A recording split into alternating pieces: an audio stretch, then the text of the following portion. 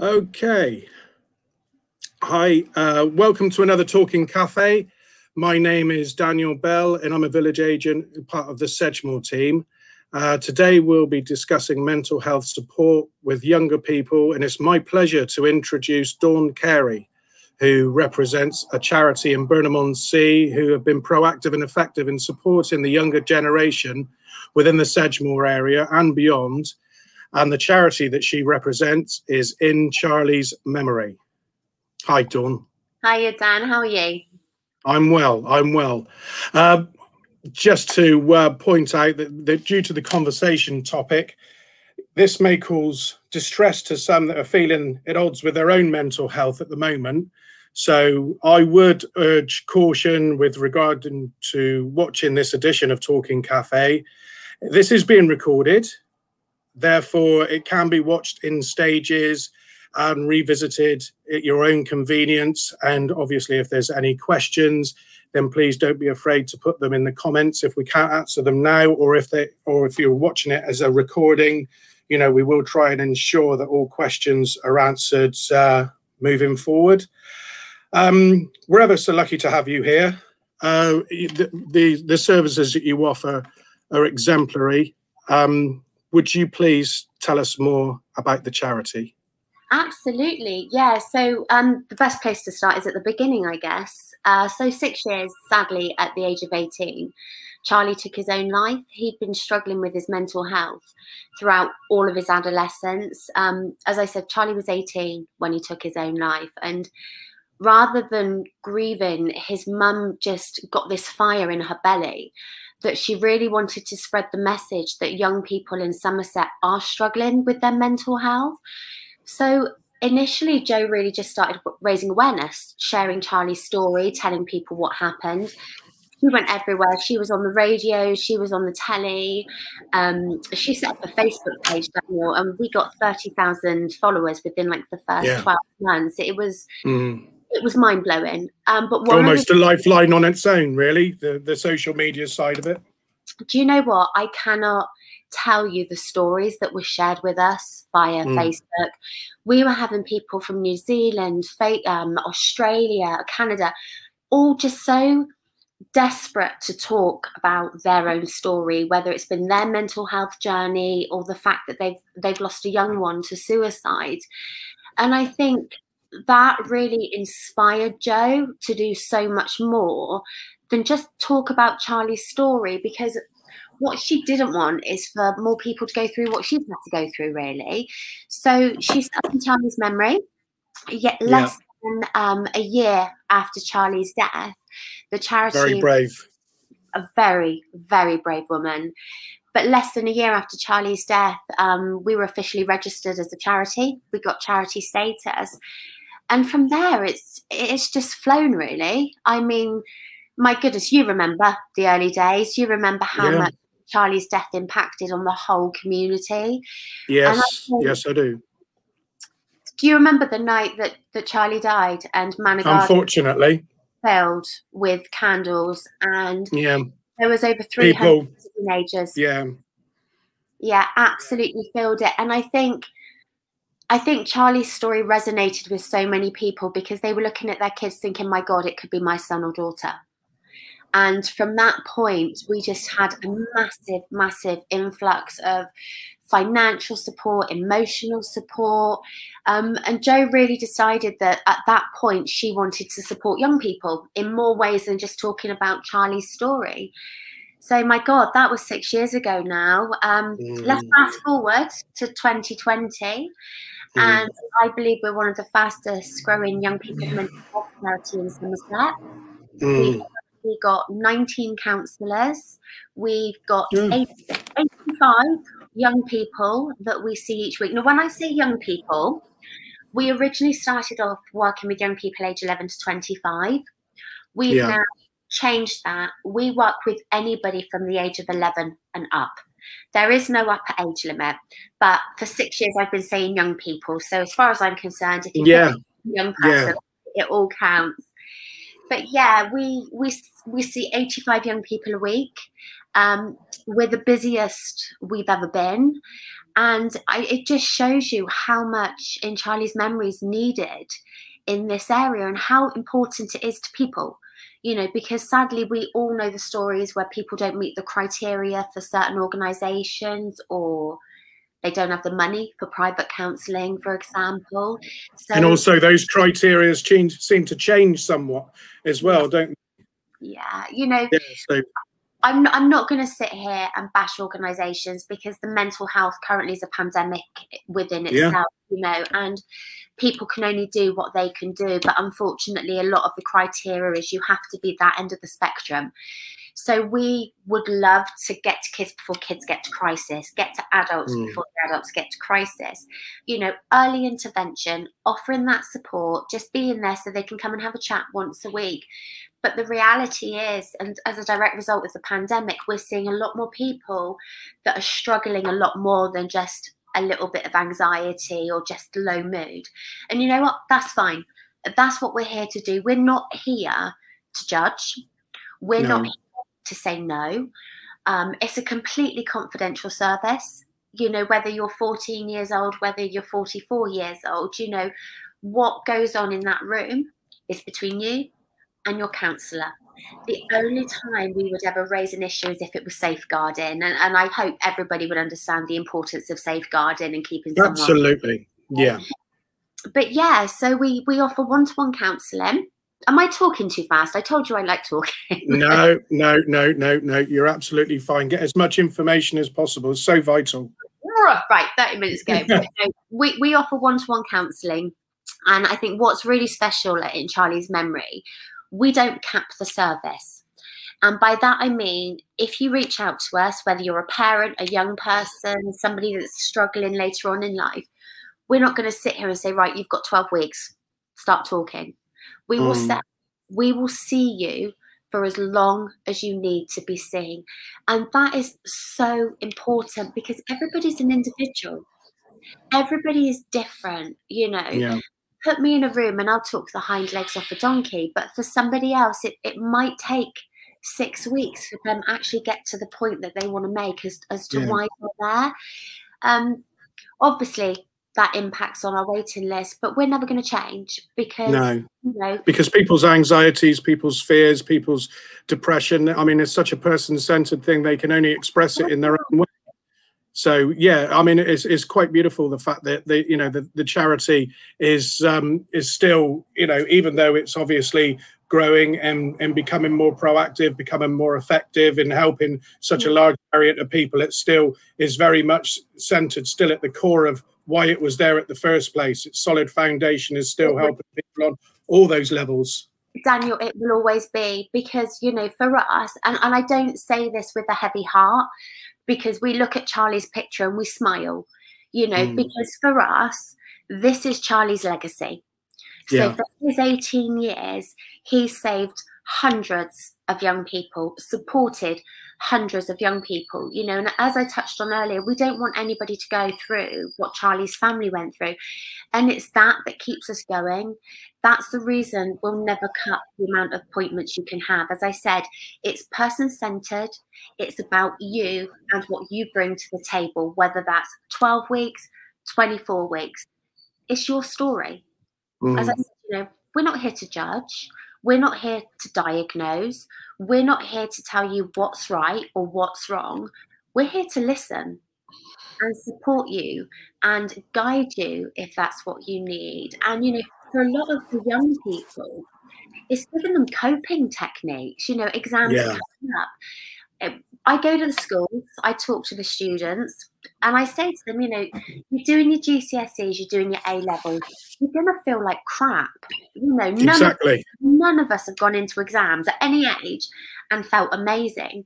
And also with all the disruption that we've had with the, you know, the lockdown and the schools closing, etc. I mean, again, you know, that soundboard and given the opportunity for someone to speak to, especially in the education sector, you know, within school time is undoubtedly been a huge comfort net to many younger people. I hesitate to say children, because, you know, it's not necessarily the case with children, is it? I mean, but many younger people within the education sector, this service has also been vital, really. we've seen a 600% increase since before lockdown. Goodness me. And 43% of our youngsters directly quote say COVID has impacted on their lives. And I think the one thing that we've really got to be mindful of is going forward is that our youngsters are still going to be impacted 3 years down the line. So we all need somebody that hasn't had a prom, hasn't sat GCSEs, hasn't sat their A levels. It's, you know, I'm 21. No, that's an absolute. Yeah, so am I. I remember my last day at school. I remember getting my shirt signed by all my classmates. I remember the teachers coming off and kicking us off the field because we were no longer students there. And they're really, for some of us, I appreciate not everybody, but for some of us, they're really fond memories to look back at. And that's been taken away from our kids. Yeah. They don't have that. I was talking to a student the other day because we do a lot of work with the local schools. And yes, you do. She's like, Dawn, I feel that forever and a day I'm going to have to justify why I didn't sit my A levels, because you've got those kids that would have excelled. They would have done amazing, and they got teacher predicted grades, and then people are going to be saying, yeah, but you didn't sit your A levels, so how do you really know? And this is going to be with them, you know. It is. It's like you said, the ripple effect to go on for such a long time. Such a long time, and not just not just the educational ripple levels, but the personal ones as well. And in the the disruption that it brought, it's not going to be a good memory. I mean, with a lot of kids, it may be they may be lucky enough to for it to be a good memory, but there's certainly a huge percentage that won't look back on the COVID lockdown, or the isolation away from their friends, or their social groups, or their little sounding boards that they've got in certain. They won't look back on that time with any affection whatsoever. No, and I think one of the things that I won't say shocked, but I was genuinely surprised at the number of young people that were coming forward that were struggling with loneliness. Yeah, because they'd gone from having that safety net at school, that companionship, to being home where where the parents' work didn't work. They're in their room and they're looking at social media. I have a love-hate relationship with social media.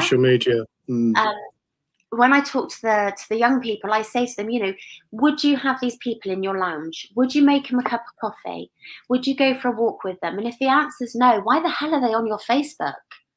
This is it. This is a very good thing. Yeah. But I'm old enough to say to people, I'm old enough to make that decision for myself. Okay, we got the first question coming in. Are there any general tips that you can give to parents supporting their kids through these difficult times, especially considering, again, with the media, there seems to be such a grey area with regards to, longevity of the situation. But I mean, also, the children that have just come out of such testing times and trying to reintegrate themselves into society, so to speak, or those that are in environments, or even lost people, so that where that reintegration is impacted even more with their own circumstances. Is there any tips or advice that you could give parents or children? Absolutely. I've got a couple of tips, and they sound really, really simple, but actually they can be quite hard, especially if you're a parent. I'm a parent myself, so I know how difficult it is. Yeah. But be the adult. Say to especially if we're dealing with youngsters here, take the phone away, take the laptop away, just have 10 minutes, 20 minutes, half an hour where you talk to your children. And, sit down and have that face-to-face conversation. When anybody says to me, I'm fine, that's warning signs to me that they're not. Use open questions, not closed conversations. So, are you okay? Yeah, sure. Yeah. Conversation ended. How are you? How was your day? What have you done today? So really try and engage in that conversation. It's so important. And also look at the person as a whole, which is something we do here every single day. What they're saying might be very different to their body language. And it's looking out for those little tips, trying to work out, you know, shrugged shoulders, not engaging in eye contact, sleeping too much, disruptive sleep. All these are little signs that they might just be struggling a little bit, which goes back to the importance of having that conversation with them, you know. And in coming out of lockdown, again, it's a really boring one. I wish I could give you really exciting tips, but the importance of going for a walk, it doesn't cost anything. You know, it's a free activity. It gets the heart racing, you know, which in turn pumps the good endorphins around the body. And it's an opportunity where you can just slow. Well, there's that phrase, isn't there? Stop and smell the roses. So true, you know, going for that walk and just at a leisurely pace, especially if you leave your gadgets back at home. Again, that's really helpful. Like I said, Daniel, I've got nothing exciting. It's just a real common sense approach, but actually actioning it. And as a parent, but that's the only way of adapting back to, you know, normality as it is, really, without any quirks, is just remembering who you are, what you did, and, you know, what made you happy in you know, previously, before all this craziness came to effect. We're going into. Could you talk people through the actual referrals process? Those that have never been into that situation before and doesn't know what to expect. Those that have identified themselves as needing help. How would they go about seeking your advice and seeking your counsel there? It's really, really simple, and there's two ways that you can do it. So the first one is to give us a call. I think our telephone number's flashing up there. Yeah.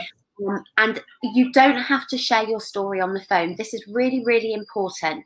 We don't want people to keep reliving something. All you need to do is say, I'd like to arrange for an assessment. I'd like to arrange to speak to somebody. What will happen is we'll give you an assessment day and time, and that's normally within 2 weeks. Now, the assessment's completely free. There's no charge for that. You'd come along, you'd meet one of the team, and again, it's about you. You know, we only take what you disclose. So your assessment could be 10 minutes if you don't feel like chatting. It could be an hour if you're like me and you don't actually know when to shut up. So that's number one. Number two, we also really understand how difficult it can be to speak to a stranger. So what we've done is on our website, there's an inquiries page or contact us page, and it's a form that you can fill in. And that will come through to our lead counsellor. So nobody else sees it because of confidentiality. It will come through to our lead counsellor, and we can then arrange an assessment that way. As I said, they don't have to go into loads of detail. Save that for the counselling. You know, just put in the door. And I'm going to say this, Daniel, because it's so important. It will be the bravest decision somebody ever makes. It's not easy, you know, and it sounds cliche, but you are going to go on a journey. But to actually pick up the phone or fill out that form will be the bravest decision somebody ever makes. And it'll definitely work. Absolutely. So it's time from like prior to the COVID situation and during, we you know, was your work rate excelled? How did you manage to how did you manage through that situation? So before COVID, we were seeing 65 people a week. And that's one of the most heartbroken things my team and I have ever had to do is contact those 65 people and say, I'm sorry, we're closing the office tomorrow. We don't know when we're going to see you again. But we were so lucky that we started a telephone service so people could just phone up and have a chat. We had some volunteers come and do that. But actually, we got up and running with face-to-face counselling really quickly. We had some funding. So when you come to the office, we're very much COVID safe. We've had to strip the rooms bare. So unfortunately, there's no pretty fairy lighting. There's no fidget spinners or cubes like that. But there's a perspex screen. So you wear your face mask going into the counselling room. Once you sat down, you can take your face mask off and it's you and your counsellor. But as I said, you know, we've got too many on our waiting list. But anybody that contacts us, yes, they're going to go on a waiting list, but they will get to the top. And when they get to the top of that list, they'll be seen for the length of time they need to be seen for. So yeah. Fantastic. That's great. And when, say, for argument's sake, someone comes in, they've gone through the referral, and they're introduced to their counsellor, and they've got the opportunity to sit down. I know that there's no expectations of anyone, but what would the person say, for argument's sake, they've like I said, they've never entered into a situation like this before. They've taken the enormous step that they've acknowledged that they do need to seek support, seek advice, seek help, seek comfort. What would they expect when they're actually sat with someone? Well, if I start at the beginning, you'd get Yes. the same counsellor. You would not see different counsellors. You would be allocated a counsellor, and you would see them once a week, every week for 50 weeks. The 50 minutes, sorry, and that's called a therapeutic hour.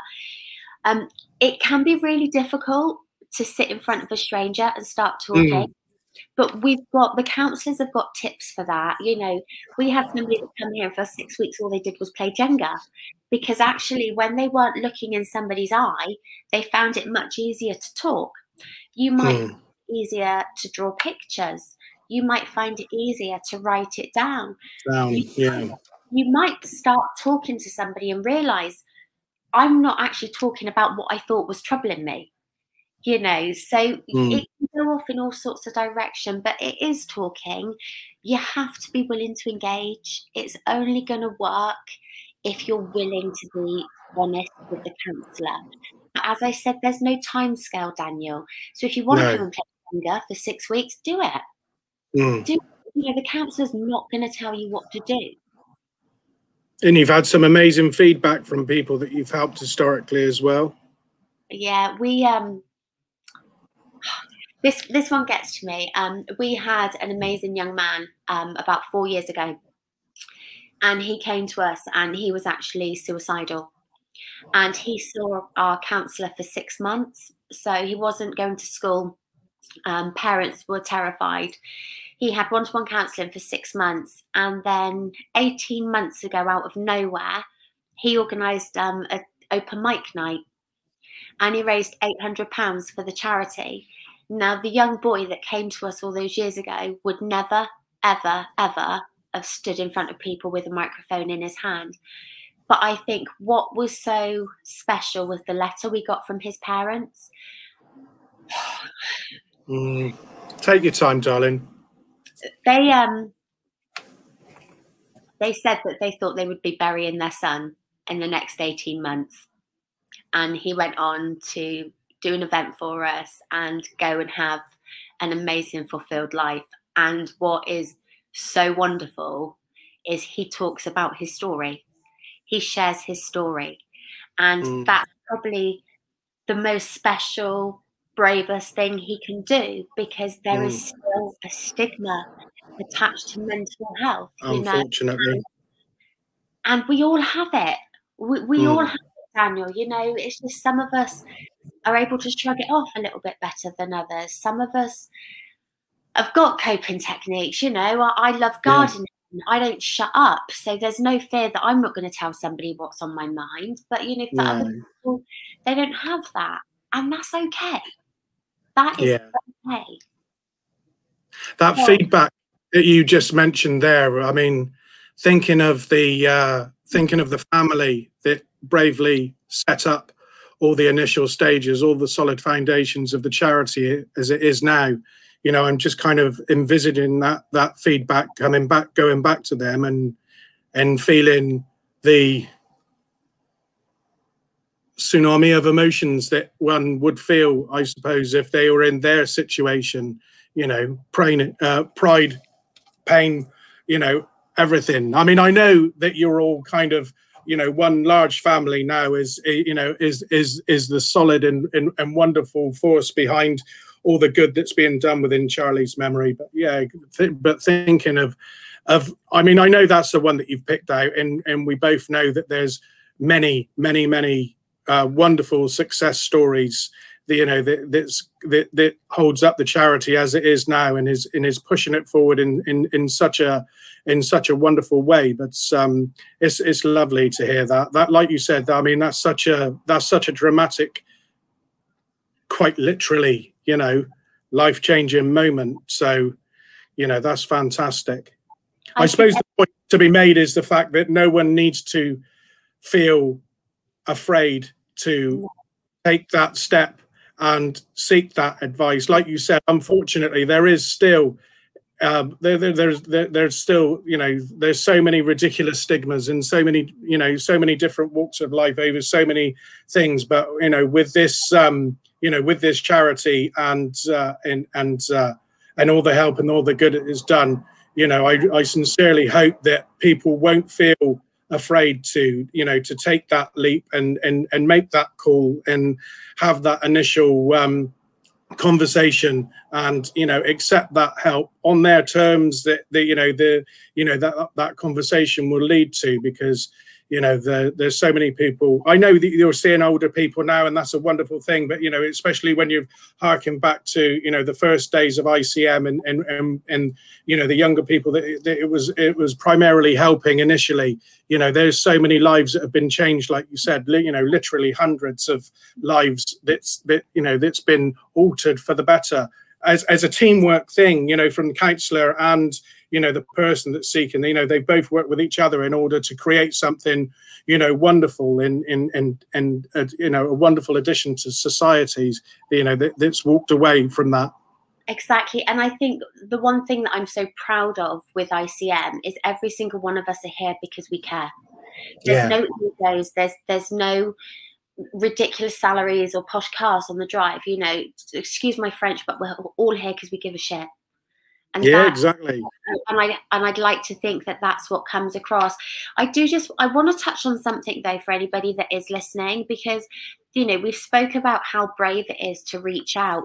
Sometimes you can come for counselling and for whatever reason you might not think it's for you, and that's okay. It might be that it's the wrong time, but it also might be that it's the wrong counsellor. And again, that's fine as well. We don't all get on with the person that's sitting in front of us, so here we really try to match the client with the counsellor. And if for whatever reason it doesn't work, let us know, tell us, we'll change it. It's so much about the person that's coming for the support, whether you're 11 or bloody 111, it's all about that person. And it's so important to us because every success story is one less Charlie. Exactly. It's as simple as that. That's wonderful, Dawn.